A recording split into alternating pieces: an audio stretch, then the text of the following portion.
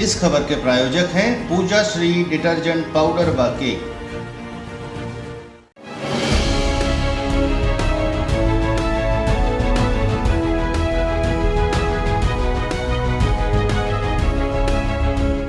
नमस्कार, मैं हूं केशव तिवारी और अलग अंदाज में ही रहती हैं खबरें हमारी। चित्रकूट के विधायक नीलांशु चतुर्वेदी ने भारतीय जनता पार्टी व शिवराज सरकार पर अति गंभीर आरोप लगाए हैं, जिसमें विधायक ने कहा कि चित्रकूट क्षेत्र के लोग मेरे परिवार के जैसे हैं, परिवार के लोग हैं। मैं आप लोगों से कोई भी बात छिपा नहीं सकता हूं। मुझे भी भाजपा में सम्मिलित होने के लिए 35 करोड़ का ऑफर मिला था, लेकिन मैंने चित्रकूट के सम्मान के साथ समझौता नहीं किया। विधायक ने कहा कि ऐसी राजनीति आज खत्म होती है तो हो जाए, लेकिन मैं अपने चित्रकूट के परिवारजनों को धोखा नहीं दे सकता। 35 करोड़ का ऑफर मेरे पास भी आया था। चित्रकूट से कोई अछूता नहीं है, वहाँ ऐसे लोग हैं कि सीधे गुजरात और दिल्ली से जुड़े हुए लोग हैं।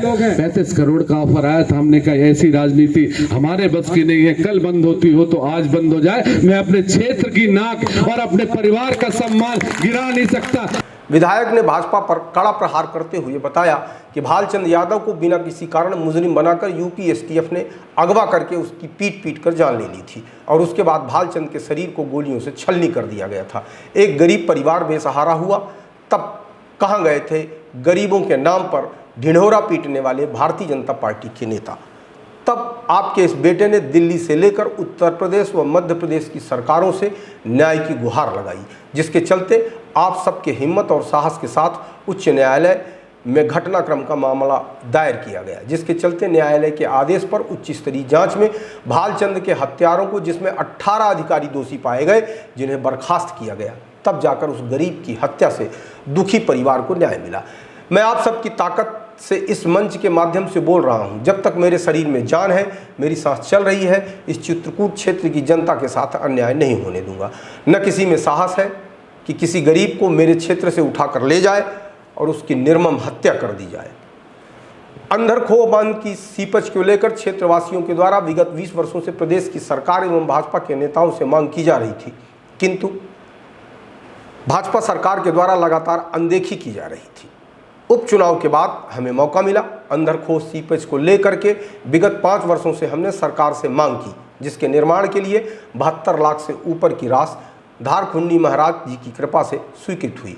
अब वह बांध भाजपा के नेताओं के लिए थोथी राजनीति का माध्यम बन गया है, जिन्होंने विगत 20 वर्षों से भी कुछ नहीं किया। वह अब उस बांध में खड़े होकर के फोटो खिंचवाने का काम कर रहे हैं। विधायक बताते हैं कि हमने क्षेत्र की भीषण जल समस्या को जब सरकार के सामने रखा और दौरी सागर बांध के निर्माण के प्रस्ताव को सरकार के समक्ष रखा, तो इन्हीं भाजपा के नेताओं ने कहा कि जहां बांध का निर्माण होना है उस जगह की ऊंचाई ज़्यादा है, पानी कैसे पहुंचाएंगे। विधायक कहते हैं कि जब चांद में ज़मीन ली जा सकती है तो धरती पर दौरी सागर बांध का निर्माण भी करवाया जा सकता है। क्षेत्रवासियों के सहयोग से दौरी सागर बांध की लड़ाई लंबे समय तक लड़ने के बाद आज इस क्षेत्र को दौरी सागर जैसी परियोजना की बड़ी सौगात प्राप्त हो गई है। नीलांशु चतुर्वेदी ने दौरी सागर का समूचा श्रेय क्षेत्र की जनता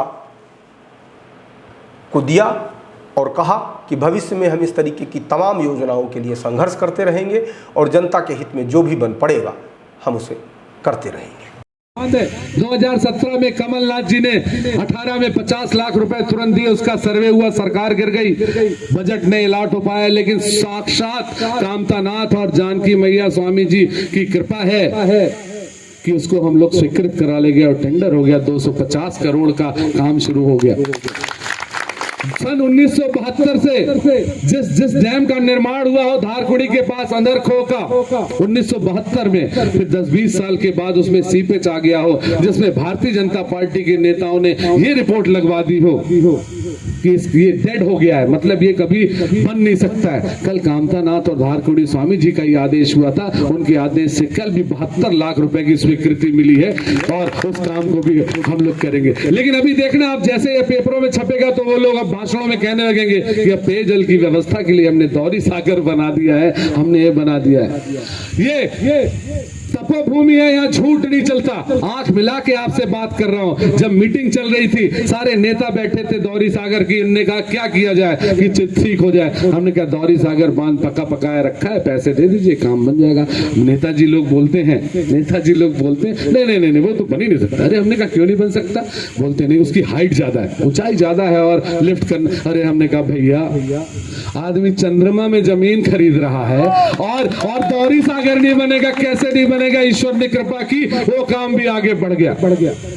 लेकिन आप देखिए, जब चित्रकूट के 84 कोस की बात होगी, जब इस रामपथ की बात होगी, तो आपने सिर्फ उन चीजों को नष्ट करने का काम किया है जहां भगवान राम ने अपने चरण डाले थे और भगवान राम ने अपना।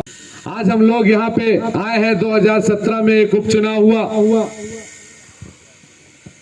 7 महीने का चुनाव हुआ। हमारे विधायक, हमारे अभिभावक, हमारे मार्गदर्शक प्रेम भैया के ना रहने के बाद उपचुनाव हुआ और उस उपचुनाव में आप सब लोगों की हिम्मत ने, आप सबकी ताकत ने 36 साल के युवा को इस मुकाम तक पहुंचाने का काम किया और शिवराज सिंह चौहान जैसे मुख्यमंत्री को भाजी रोटी खिला के वापस भेजने का काम भी आप सब लोगों की ताकत ने किया था।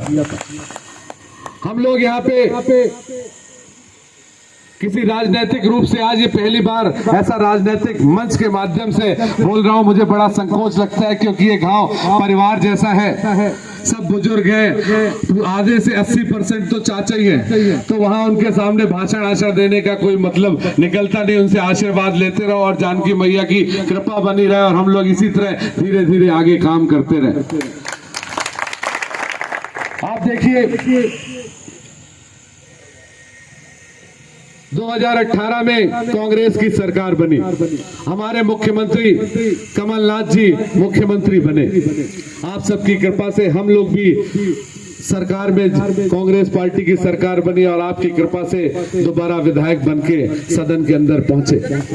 कांग्रेस की सरकार जैसे बनी वैसे ही कांग्रेस की सरकार का जो वचन पत्र था, उन्होंने आते ही साथ किसानों का कर्जा माफ करने का काम किया और मध्य प्रदेश में 26 लाख किसानों का कर्जा माफ करके हिंदुस्तान में एक इतिहास रचने का काम किया था। ये कांग्रेस की कमलनाथ जी की सरकार थी। कांग्रेस की सरकार थी जो वृद्धा पेंशन और विधवा पेंशन 265 रुपए मिलती थी, उसको 600 रुपए करने का भी काम कांग्रेस की सरकार ने किया था। जो बिजली का बिल बहुत ज्यादा आता था, उसको 100 यूनिट करने का काम भी कांग्रेस की सरकार ने किया था। हम लोग राम के क्षेत्र से आते हैं, राम के भक्त के क्षेत्र है, राम भक्त क्षेत्र है। यहाँ 11.5 साल भगवान राम ने अपना समय बिताया है। ये वो जगह है जहाँ श्री राम ने सिद्धा धाम में, सिद्धा पर्वत में, जहाँ पे अस्थियों का समूह है, वहां पे श्री राम ने हाथ उठा के शपथ ली थी, निश्चरहीन करऊं मैं भुज उठाए प्रणकीर, जिसमें भारतीय जनता पार्टी के लोग उसको खोद खोद के खत्म करने का काम कर रहे हैं। वो जगह उस भूमि से आते हैं। भगवान राम के पैर के कांटे किसी दिल्ली, बंबई और गुजरात के लोगों ने नहीं निकाले। कटहा और चित्रकूट और 84 कोस के लोगों ने ही भगवान राम के पांव के कांटे निकाले। कांग्रेस सरकार बनी तो बिटियों की शादी में जो 21,000 रुपए मिलता था, उसको 51,000 रुपए करने का काम भी कांग्रेस की सरकार ने ही किया था। दुर्भाग्य देखिए, जैसे जैसे चीजें आगे बढ़ रही थी कि आने वाले समय में लोकल फैक्ट्री में छाती चित्रकूट की खोदी जाती है, छाती चित्रकूट की खोदी जाए और चित्रकूट क्षेत्र के एक भी युवा को सपना की सीमेंट की फैक्ट्री में अगर रोजगार ना मिले तो इससे बुरी बात क्या हो सकती है। इसको ध्यान में रखते हुए 70% आरक्षण की बात अगर किसी ने की थी तो कांग्रेस की कमलनाथ जी की सरकार ने की थी कि अगर लोकल में कोई व्यापार है, कोई उद्योग है, तो उसमें 70% युवाओं को रोजगार दिया जाएगा।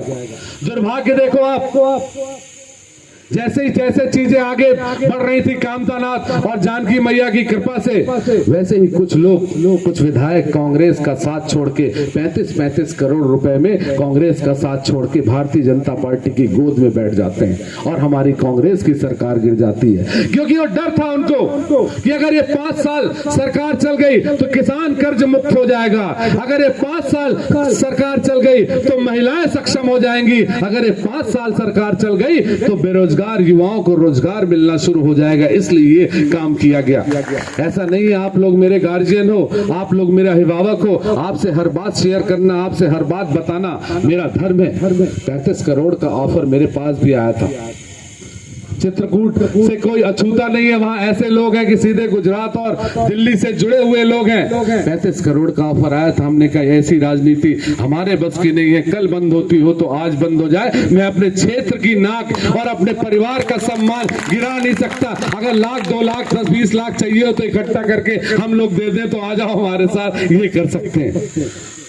सरकार गिर गई और हम लोग की जो योजनाएं थी वो योजनाएं सब डंप हो गई। कहते हैं अभी जैसे जैसे चुनाव आएगा तो अभी कौन सी यात्रा उन्होंने शुरू की थी 2-3 महीने है, विकास यात्रा शुरू करी, विकास यात्रा शुरू करी, गांव-गांव जा रहे हैं। हम लोग तो बड़े कांग्रेस के लोग और आप सब लोग के आशीर्वाद से बड़े थोड़े कम लंबे कुर्ते पजामे पहनते हैं, बाकी लोग बड़े कड़क कुर्ते पजामे पहनते हैं। विकास यात्रा शुरू हुई, उस विकास यात्रा में 20 साल क्या किया उसकी बात नहीं हुई, सिर्फ एक बात हुई कि जिसको आपने विधायक बनाया है नीलांशु को, वो तो आता ही नहीं है, वो तो दिखाई नहीं देता है, वो तो जाता ही नहीं है। दूसरी क्या बात हुई? अरे भैया, जब आप अपनी विकास यात्रा कर रहे थे तब मैं किसी आदिवासी की लाश अपनी गाड़ी में ढो रहा था, ये फर्क है आप में और मुझ में। जब आप विकास यात्रा कर रहे थे तो रामलाल मवासी को जो कैंसर हुआ था उसका चिरायु में इलाज करा रहा था, ये मेरी विकास यात्रा है। आपकी विकास यात्रा कुछ और होगी। अभी बड़े वाले नेताजी बड़ौदा में एक सभा करे, फिर दूसरी कोई यात्रा शुरू हो गई है। उस यात्रा के माध्यम से नेताजी ने सभा करी और वहां पे तरह तरह की बातें करी। अच्छा आप देखिए कि आज से 6-7 साल पहले जनधन के खाते खुलाए गए। खाते क्यों खुलाए गए? कि भैया वो काला धन आएगा तो हमारे सबके खातों में 15 लाख रुपए आएगा। ले खाता पे खाता हम सब लोग जितने बैठे, राजकुमार चाचा के खाता खुलवा लीजिए, शायद 15 लाख आ जाए। 15 लाख कुछ लोगों ने तो बिल्कुल हिसाब लगा लिया था कि 15 लाख आएगा तो हम लोग क्या क्या करेंगे। खाता खुल गए, इंतजार चलता रहा, खाता आएगा अब आएगा। 1 साल 2 साल 15 लाख तो आया नहीं, ऊपर से जो 10-15 हजार रुपए 500 और 1000 के नोट हम लोगों ने बचा के रखे थे वो नोट बंदी कर दी तो वो और चले गए। ये भारतीय जनता पार्टी की सरकार है। आप देखो पहले चलो कोई बात नहीं, नोट बंद कर दिया हम लोगों ने, चला कुछ योजना होगी इसलिए बंद किया होगा, बंद कर दिया चलता रहा। अब फिर 2000 का नोट बंद कर दिया। अरे भैया, कब बंद करना है कब चलाना है इस बात को तो तय कर लो, कभी भी कुछ बंद कर देते हो। पुराने लोग कहते हैं कि पहले का जमाना ठीक था, नोट वोट रखने लायक नहीं, सोना चांदी खरीद के रख लिया जाए तो काम करेगा, पता